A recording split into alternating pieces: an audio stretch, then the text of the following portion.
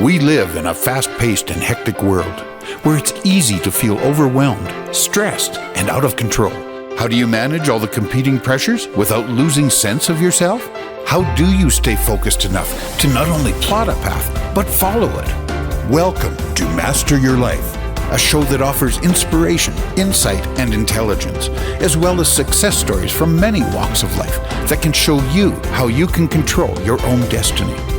Our knowledgeable and entertaining host and her guests give practical advice that you can use every day in the quest to master your life. Now, here's your host, Leaha Mattinson. Hi, everyone, and welcome to today's show. I'm so excited to have each and every one of you joining us wherever it is that you are from on this beautiful planet that we inhabit. I want to welcome each one of you and invite you to not only tune in yourselves, but to invite family and friends right now to tune into this episode of Master Your Life, because it's a very important one where I'm introducing you all, my beautiful, wonderful, much appreciated. I'm so grateful for each and every one of you audience to this beautiful woman who is a master herbologist, Erika Ramelli. Erika, welcome to the show today. Hello, beautiful friend. Thank you so much for having me here. It's an honor to complain the world with you. Thank you. It's so much fun. So much fun. So Erika, I've invited her to do a series with me. So I want you to make sure that you're tuning in and watching for our social media posts. Come to masteryourlife.ca if you want to see us on the video version of this audio podcast. Woo, woo. Whoop, whoop. Exactly. So don't miss that. Don't miss that. So Erika is this beautiful soul who I met several months ago and who we've been, percolating the idea of how she can come onto the show and how can she be of service to you, my beautiful audience who are trying to master your life. Erika herself has a wonderful story. I'm going to share just a snippet of it and then ask her to get into it in more detail. But Erika is this master herbalist. She comes from a very interesting background, not only how she arrived on this planet, but her parents are Colombian and from Switzerland. So she has this very, very wild and interesting path. And I call it wild, not in terms of it being so far out there, but just beautiful and very different, not kind of the norm. And that can be very helpful to you, our listenership, in terms of how you actually master your own life in all areas. So Erika, again, welcome to the show. Let's talk about how did you come into this crazy place we call planet Earth? Planet Earth. Planet Earth. You, sweet friend. Well, yes, it was definitely a very unique arrival in the sense that I was born with something called being hypersensorial. And throughout the ages, we've had different nicknames for what that means. And it's just someone who was born a little clairaudient with the ability to see and hear or sense particles of energy that maybe belonged to this or a different dimension. So I want to leave this very open. Sure. But some people call it a little witch. Some people call it a indigo child. Some people have called it, I don't know, just there's all different spiritual traditions that label it or name it. And I am not attached to the title. Okay. The title doesn't really matter. But what matters is that when you arrive and you sense reality in such a different way, it allows you to have a sense of expansive notion for what reality even is. Mm-hmm. So when people define certain concepts and you're able to see an aura around people, or you're able to see or hear a very intuitive calling telling you turn right, turn left, or walk away, and you just kind of follow that, let's call it that voice, that God voice, that spiritual voice, that higher self voice, again, whatever the title that works for you is perfect. It makes a very interesting beginning of life. So like I said, was seeing colors, which today we have words for them, but back in the day, my beautiful mom did not know what I was talking about. My mother is from Colombia. She's an artist. I was born in Colombia. And that's why the accent, I think we can get that out of the way immediately. Very good. Yes. Where's that girl from? Yeah, people are trying to place it. Wait, there's an accent. So yes, my mom is from Colombia, and I grew up in Switzerland, actually. We moved to Switzerland when I was a child, and I grew up there until I was 14. So French, Spanish were kind of my base languages. But having said that, my grandfather on my father's side had been a medium or was known to have these kind of hypersensorial abilities. And it just so happened that it just kind of inherited them in a way. Or did I? Because this is where it gets interesting. I truly, firmly believe we all have the ability within us. Some people are born with it a little more developed than others, just like some people can paint beautifully since they're children. They're just very talented. I can paint a cow and he would be a dog or a donkey. We're really not quite sure, but I'm sure that we could go through art school and then you paint beautifully. Or people are born with a naturally beautiful voice, or they can probably go to voice lessons and then eventually coach that aspect. So for me, it's very important to kind of mention that I did not think, or to even today, I don't think I was born special in any way. I think it was just a gift that was a little more developed, and that I've made it my life to teach other individuals how to access that innate potentiality and activate that ability to really transcend the third dimensional density into spaces that really allow you to be more intuitive, or maybe heal or materialize life with more abundance, and really, in a sense, get more control of your life. Right. So that was kind of the beginning of it all. Right. So for people who are going, ooh, that sounds pretty woo-woo, like too much woo. Hold on a minute, Erika. You also have gone to university for a couple of things that might interest the folks who are tuning in that are not so woo-woo. So where did you go to school? What's your actual other training that people might go, oh, she's grounded and rooted also. Thank you for bringing me back. Yes. So I did go to school to study business, and I did a minor in management and another one in economy. Why?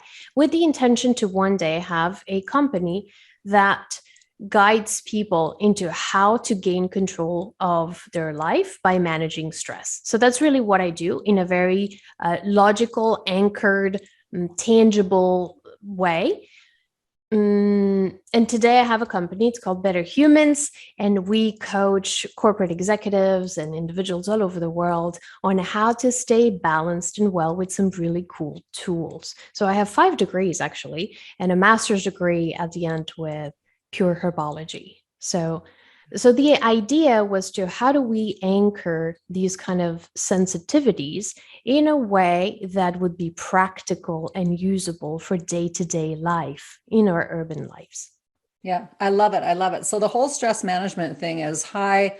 I would say the number one thing that people are trying to heal from right now or cope with, kind of in a general umbrella sort of sense of things. So again, why I wanted to have you on the show to do a series, because people are really struggling with this right now. And it's not only affecting them personally, it's affecting their relationships, their families, if they're caregiving other people, if they're taking care of little ones. It really is across the spectrum of human beings that are really living in a time where they're noticing more and more what's making them ill is somehow stress related. So thank you again for coming on this series with your expertise and your mastery.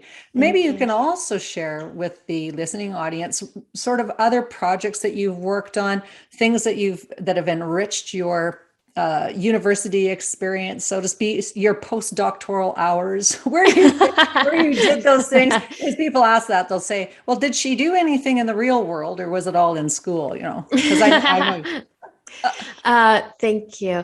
So to go back to that specific question, I think there's 2 different branches to that. The first one is, yes, I worked in corporate America. I had a job and I woke up early and put on heels and suits and pearls and showed up to work and ran schedules and agendas. And what was really cool is that I was able to practice with my team and the individuals I managed some of these techniques of how to manage stress in order to attract what we desire. Super simple. And that comes with how you eat, how you think, how you act. And all that was bundled into a sales model. So that is literally how I started. For 20 years now, I've been coaching, but for those 20 years, 10 were in corporate America. Mm-hmm. And I got to kind of practice these ideas in a very formal setting, so to speak. Now, there's another aspect to that, and it's my father in the conversations I had with him. So he's an engineer, he's a Swiss engineer, and retired from the European aerospace base, launching rockets, like for real. For real. So what kind of conversations would you have with Dad? Exactly. Yes. So for him to have someone at home who's quite sensitive, right? But it was never, like you mentioned, in this woo-woo way, in this hippie kind of ungrounded way. It was actually very grounded in how particles move. So it was about energy, and it was about energy transfer and quantum physics and the quantum mechanics. And so those were my conversations as a kid and as a teenager. So I studied with amazing neuroscientists and went to meet with actually Richie Davidson and some of the people from the Mind Life Institute were absolutely fantastic, were some of my teachers. 𝘼𝙗𝙤𝙪 Center in New Mexico, where I lived for a while, is incredible. They have programs called the Zen Brain Retreat. So I studied with individuals that really understood the science behind the transfer of particles, of energy, of vibration. And then I also met the balancing opposite side of that yin yang, meeting Indigenous elders and First Nation elders and spending time with Indigenous communities, trying to understand how they healed. So my go-to is, what do people do around the world to stay happy, balanced, and healthy? That's my jam. Yes. And how do they do that using what they have around them? So obviously for different groups, if they're on the very scientific side, they're going to have incredible technology. And if they're more native, they're going to be relying on the energies of our Mother Earth and their cosmologies and the plants that they have around. And I became kind of the translator of these two worlds and created a very simple path, practical tools and manuals that people can use in a daily life without having to meet with neuroscientists and without having to meet with Indigenous people. So I kind of bring this, hey, there's a sense of energy transfer, of balance that is around us and needs to be respected. So plants are how I help people stay happy, healthy, and balanced, and lots of really cool practices of meditation and mindfulness. So I studied with individuals in Asia and Ayurveda, Chinese medicine, went to India, Thailand, Vietnam, Canada, Peru, obviously Colombia, and met with incredible people that really marked my path and gave me incredible tools. Yeah, I think that is what was one of the things that struck me, is just the expansiveness of who you have worked with and where you've been in the world, which really can help people when they're looking for help that's meaningful for them. So being able to meet people where they're at is important in helping people to heal, as opposed to kind of being the guru on the mount, just sort of, spewing off whatever sort of the logic is for the day or the thing for the day. Because you've been around, you understand that there is an energetic exchange that happens with people that's really important to their healing. So tell me about, why do you care about people? Oh, what a beautiful question. I love it. Mankind is the masterpiece of the universe. We've forgotten how incredibly amazing we are. And to see that we could tap into this innate gifts and really use them would ease a lot of the root causes of dis-ease, of stress, of inflammation, and that later on lead to anxiety and depression and inflammation and pain and whatever else. But nothing happens, Miss Leaha, nothing happens physically without it first happening energetically. Mhm. And I think that sometimes our beautiful human race forgets that we are energetic beings. Mhm. Mhm. Condensed, right? Because our molecules are quite dense, but molecules are composed by very beautiful, highly vibrant atoms of energy. And if we're able to really tap into that, again, no woo-woo, just very simple, the energetic principles, and manage that, wow, the things we can achieve. Yes. And that's very counter what is told to people right now, that they are not amazing at all, that we're flawed, we're messed up, we're total screwballs from the time, even before, maybe even when we're thought of coming into this planet, you are a loser, you've got problems, you're going to kill your fellow man, all of this. We've fallen before we've even been given the chance. So this is a really diametrically opposed position to what most people think. That's why, again, you and I resonate so well together. And when people go, what does the word energy mean? Really, even if you go to that, you feel something first, even if it's at that very, what do you call it? Like arcane level. If it's your first that gut feeling. Yeah. That's right. So that instinctual response, or the instinctual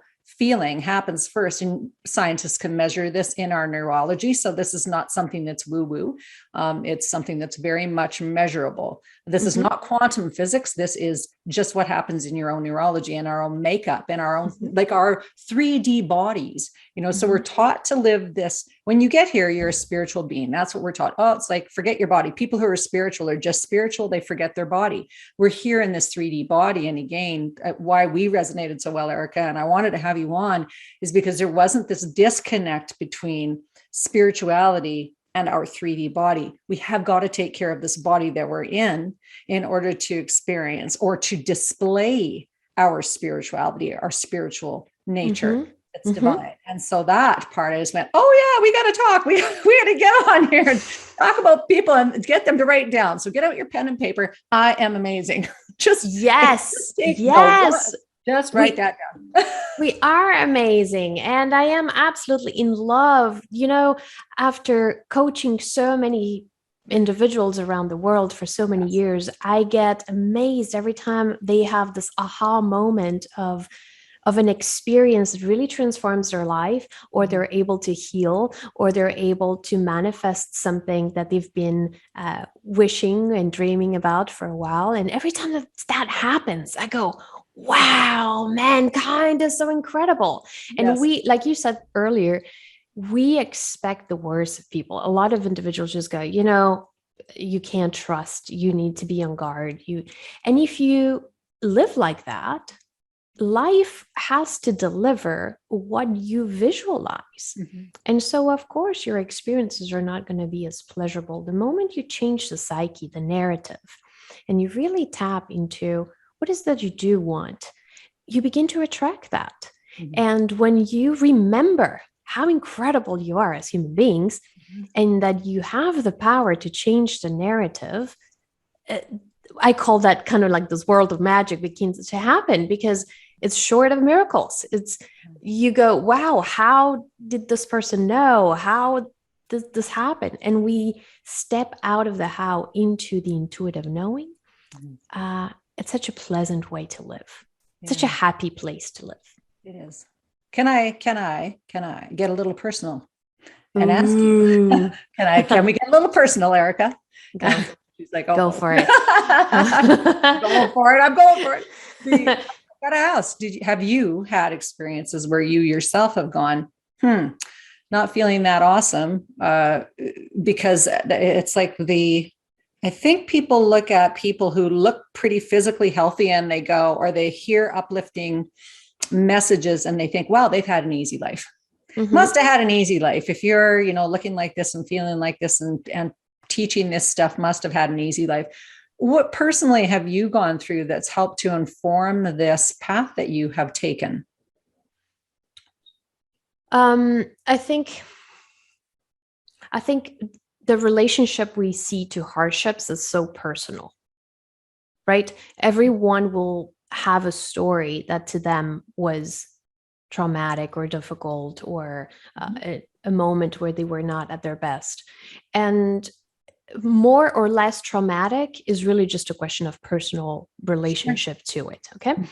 So getting personal, I have not have had a very traumatic experience in the sense of the term, but I've had also a series of very unique, interesting life sequences that forced me to become authentic and adaptable.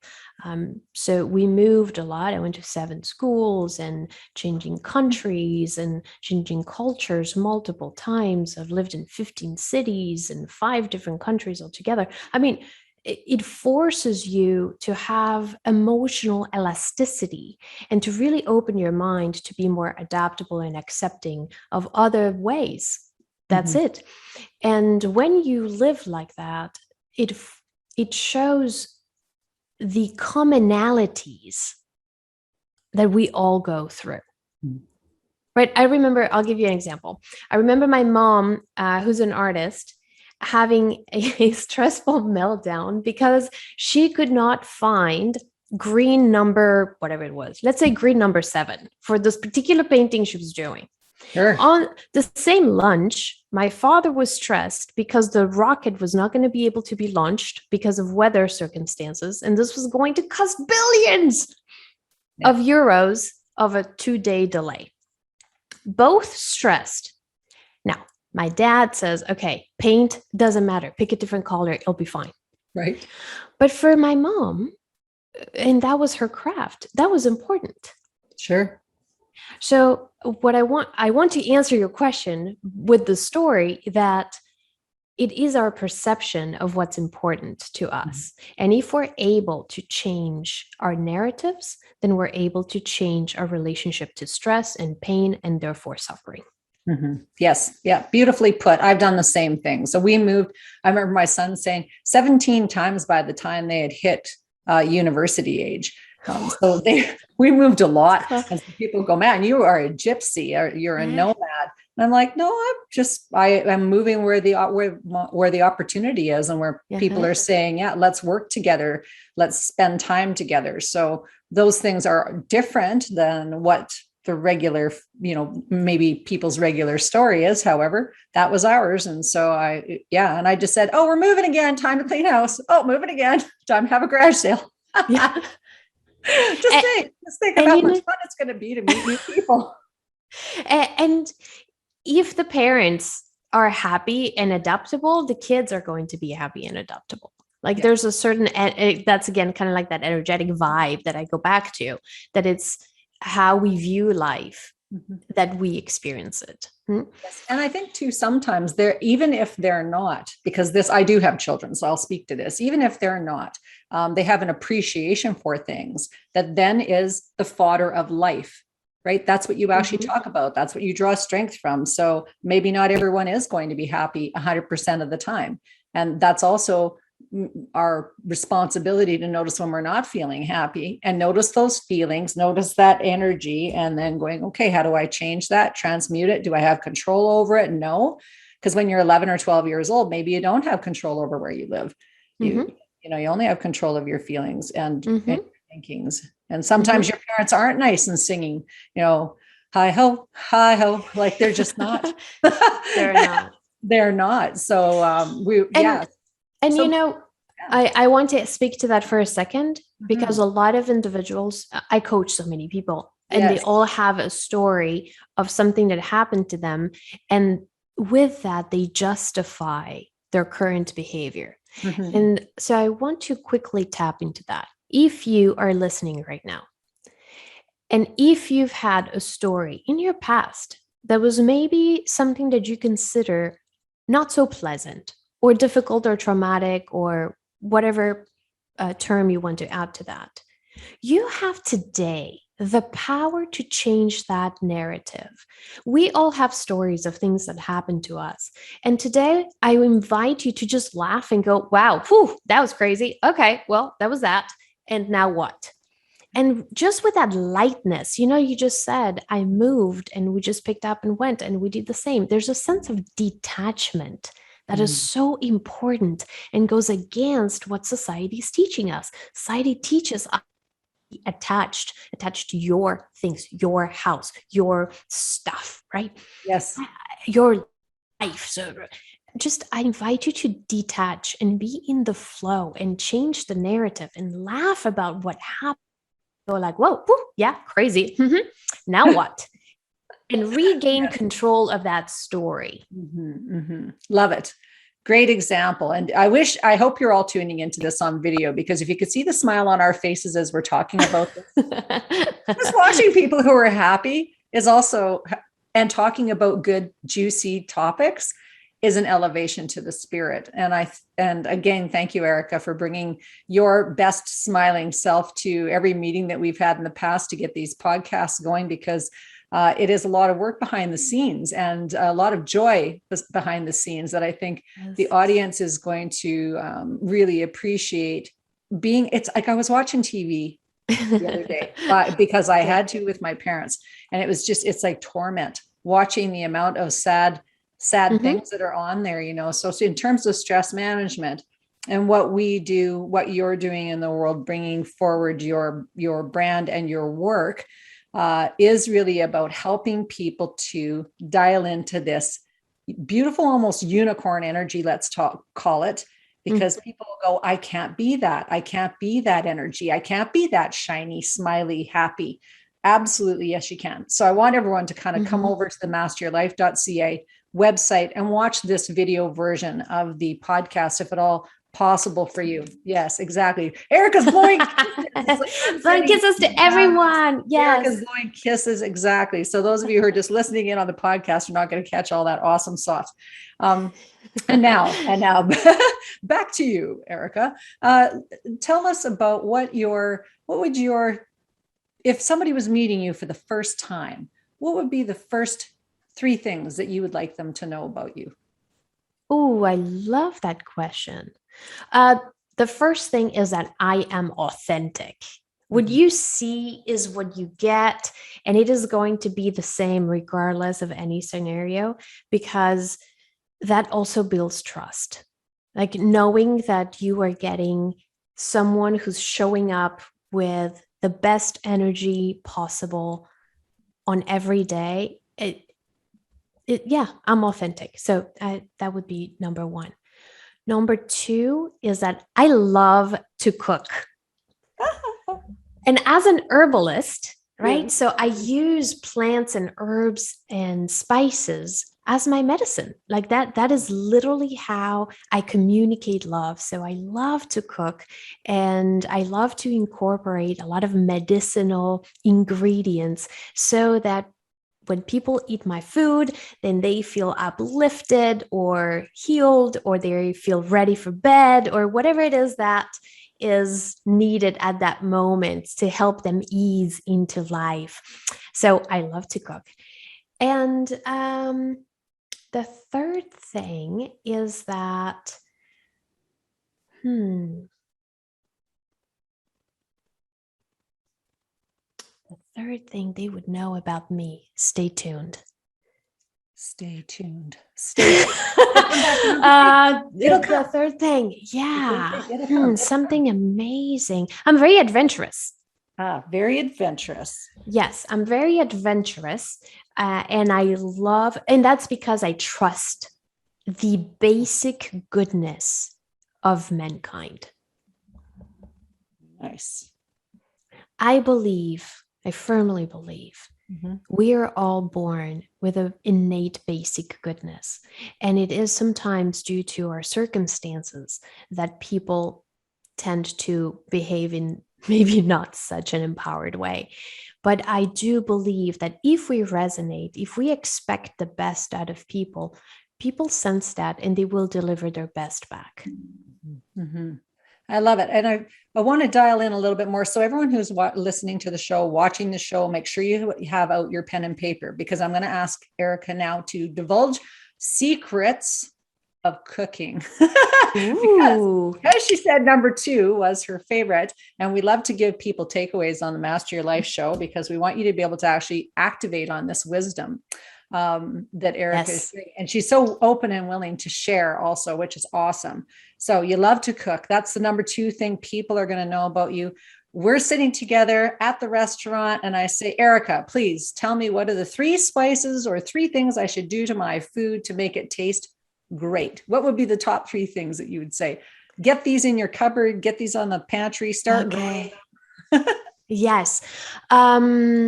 Okay. So I believe that we should all use citrus at some point in any form throughout your day, because it helps rise the pH of the body. So you want to be a little more alkaline. A lot of our foods put us in an acidic state. And when I speak about alkalinity, okay, let's say, for example, a lemon, citrus, people think, oh, wait a second, but how is that alkaline when I taste it and it's actually quite acidic? Well, it's not about the taste in your mouth. It's about the post-metabolic ash. So once it's been digested, what is the residual there? That's what we're looking at. And we want that residual to be alkaline forming, right?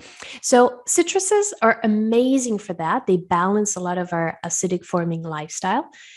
Then my number 2 would be something spicy. So something to heat up the body. It could be ginger, it could be hot peppers, it could be cinnamon, right? So any of those ingredients that heat up the body are incredible to help with circulation, as an anti-inflammatory, to reduce pains. And I think everyone should have something spicy in their cabinet. So that's my 2. And my 3, I might need to do 4, but okay. 3, turmeric, curcumin, just because it's a yellow powder of a root called turmeric, and the active compound of that is curcumin. And if you consume about at least, let's say, 500 milligrams of turmeric or curcumin a day, it has this incredible longevity boosting cell healing property to improve your digestion, your mind. Actually, you and I know of this amazing product. I love the Rejuvenate, right? Yes. And one of the key ingredients of that, which is one of my favorites of all time, is you have one there? Okay, great. is the ability to regenerate cells, and it has curcumin. So 2 teaspoons of turmeric have about 200 milligrams of curcumin, which is the active ingredient. So you do want about 2.5 teaspoons of curcumin a day, or turmeric a day. You can add it to your eggs. You can add it to your rice. It's going to look yellow. Who cares? It's amazing for you. So that would be my go-to. You can do golden milk.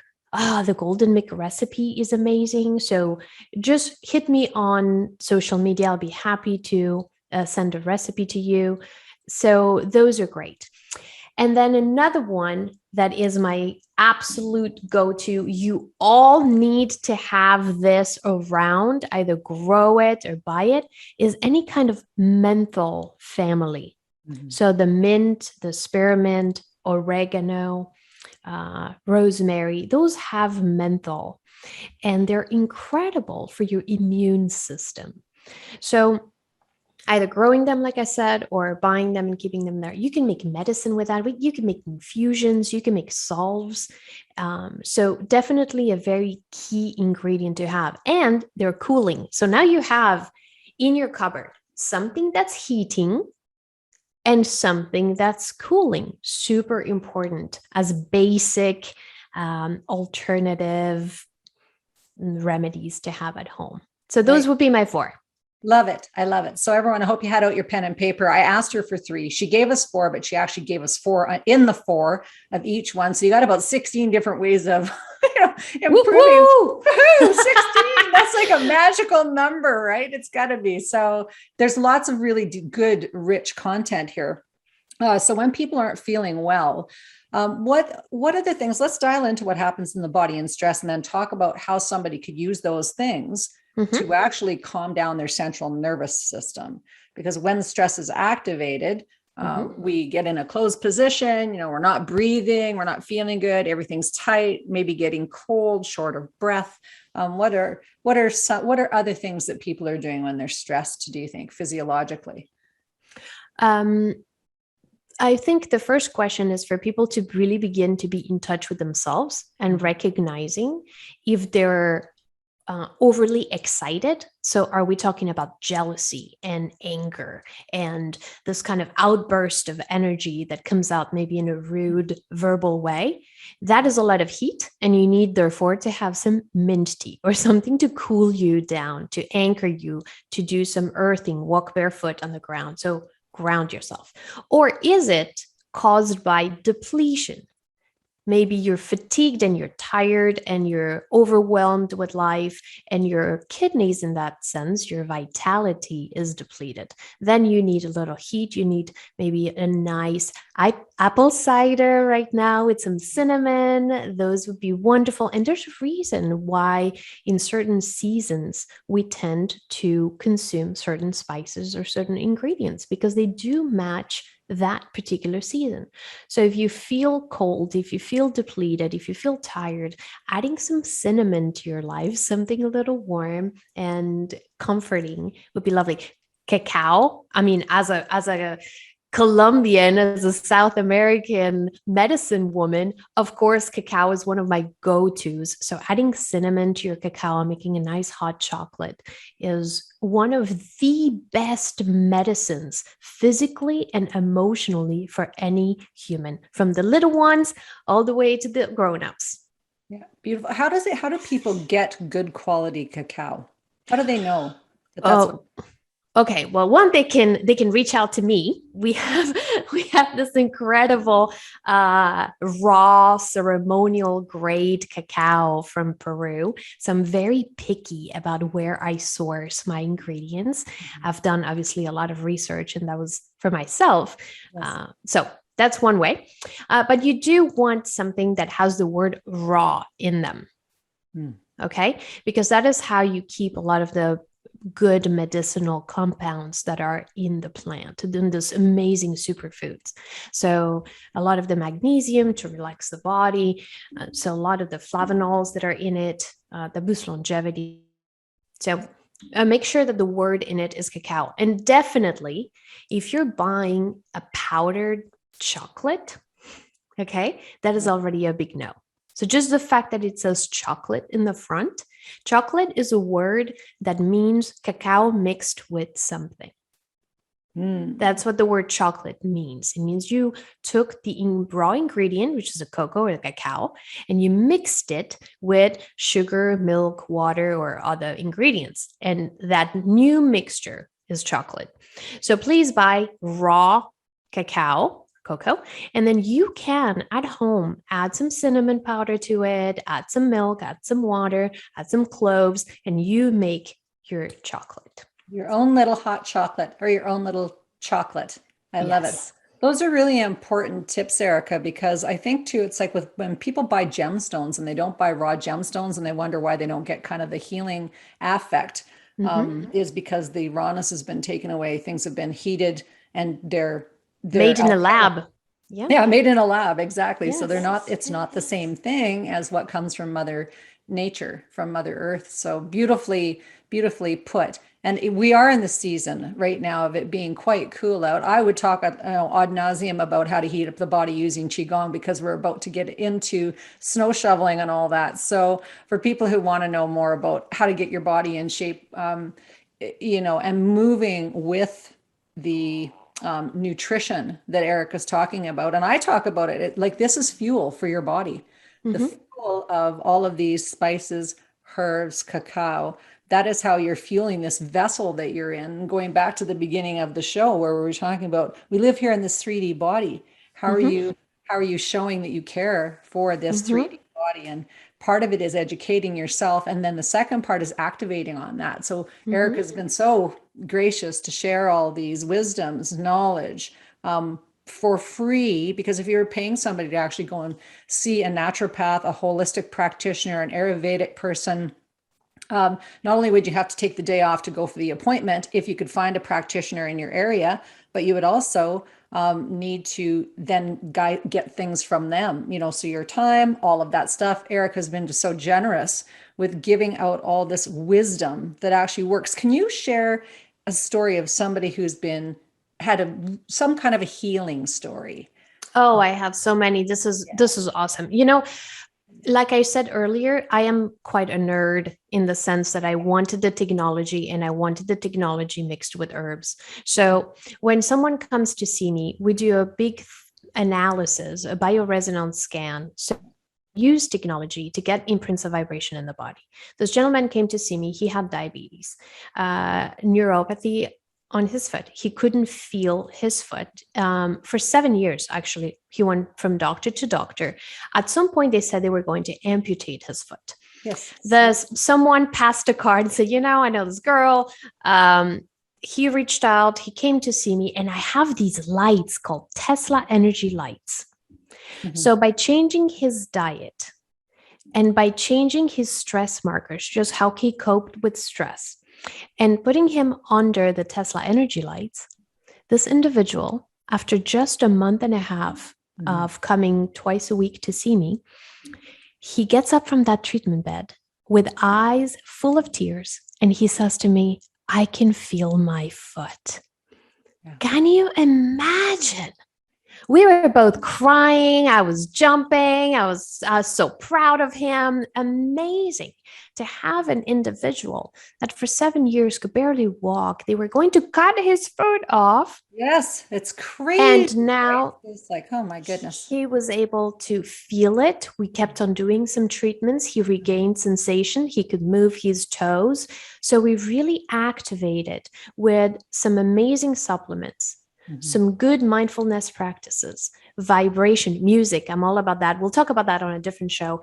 And technology. So bioresonance and Tesla lights, we were able to restore the flow, the vitality through this gentleman's body to restore health. Yes. That's one of my favorite ones. Yeah, it's beautiful. It is beautiful because can you imagine somebody wanting to chop off your foot? Like I just am like, holy man. And that people are not, most people, if you're only dealing in allopathic medicine, you really don't think you have a chance of fixing and curing a lot of things. We know better, so through our own experiences in our health, in people's health who we've helped through our coaching practices, curing people of things like fatty liver disease, like completely possible. We've got a generation of young people now coming up that are really suicidal ideation. Problems like this in the general population that never existed before. And they're real problems in our own neurology and in our family's neurology. So we're at this point right now. We've got about 3 minutes left, Erika, where maybe we can dial into what is your plan for making the world a better place? Because this is not just about, it is about being better humans. And that is your jam. That is your jam. So talk about it. Tell us what you're up to. I think the first plan is this: meeting with incredible human beings like you that get it, that we have the power through conscious awakening to really activate a better self, a better us. And how do we do that? By building tribe, by association, by being with people that are inspiring, by eating healthy foods that are high in vibration. You talked a little bit about depression and about anxiety and about suicidal rates going up. That's a lot of time due to lack of being outside. So a lot of the vitality of the earth, and then malnutrition. So our body lacks the nutrients to be able to work properly. So if we're able to unite and activate consciousness by giving people just some very simple tools, again, guys, I'm all about keeping it simple and practical. So things with lemon, boost your pH, listen to certain frequencies like 528 hertz and 432 hertz, music through stereo headphones that allow you to rebalance the brain waves, go on a walk, hang out with people you love and make you laugh. These things that really allow your own vibration, your own biofield vibration to rise, you will notice that you do not need to ever be in a diet again, because your body naturally begins to crave these new foods. So you just do it gradually and you become better humans that way. So could you be a better human this week? Just make one choice, stick to it for a week, and then pick another one next week. Keep it simple. Yeah, I love it. Such great wisdom, Erika. And so people can find you through the social media that we're going to post on the website. They can find you through show notes. I want to invite people to really follow along on the journey of healing that we're going to be on pretty darn regularly. So I love this. It's exciting for us to bring forward all of this information because, again, it's like the keep it simple, sweetie thing. When Erika and I met and I said, it's like I'm a Qigong teacher. And so I'm doing the playful body movements and Erika's saying, okay, like let's pair that Qigong thing with the herb. With this tea. Yeah. With the tea. And then it is honestly, it's the neurons that wire together, fire together, wire together. And you amplify the healing modality by doing all these things. So a shameless shout out to all the best and the brightest technology that we've come across because of our journeys. And we thank everyone for tuning into this episode. Erika, any final words? Thank you. Please connect with me if you've listened to the show today. I look forward to saying hi. I am approachable. I am right here. I have tons of tools ready to share them with you. So please don't hesitate to stop by my Insta, say hello, or Facebook. Can't wait to meet you. Awesome. Thank you, sweet cosmic sister. Love hanging out with you. You're amazing. Thank you for having me on the show today. Been my absolute pleasure. So everyone, thank you so much for tuning in. Come to masteryourlife.ca to see all the offerings that we both have and the other wonderful people that are there for your health and healing. Love yourselves. Love each other. Mind your minds. That's all for us. Bye for now. Thank you for being a part of our program today.